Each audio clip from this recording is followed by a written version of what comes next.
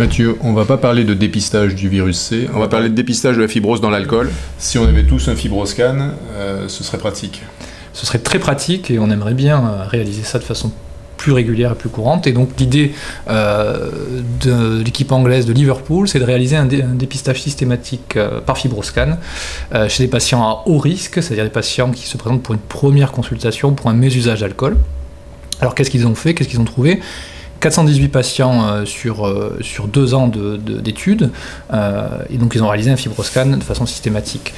Chez 75% des patients, pas de fibrose significative avec un fibroscan inférieur à 8, mais en revanche pour 15% des patients, une fibrose significative et même une cirrhose probable, puisqu'un fibroscan supérieur à 12. Donc premier élément important. Deuxième élément, ils ont évalué l'évolution du score du fibroscan et de la consommation d'alcool. Ils se sont aperçus que la diminution de consommation d'unités d'alcool était liée à la diminution du fibroscan. Et quand ils ont interrogé les patients de cette étude sur les facteurs qui ont contribué à cette diminution de consommation d'alcool, sur 120 patients dont les données étaient disponibles, 117 ont estimé que la connaissance de leur score de fibrose au moment de la prise en charge a constitué un réel objectif thérapeutique et donc une motivation pour aller plus loin dans la prise en charge. On va tous acheter des fibroscans.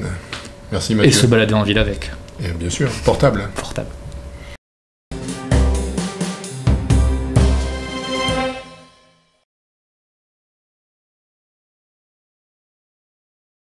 J'enregistre à partir de quand tu veux. Je vais en faire plusieurs comme ça. Ouais, si tu veux. On va parler de dépistage de la fibrose. Tu peux en faire parce qu'ils ont claqué la porte. Ouais. On va parler de dépistage de la fibrose.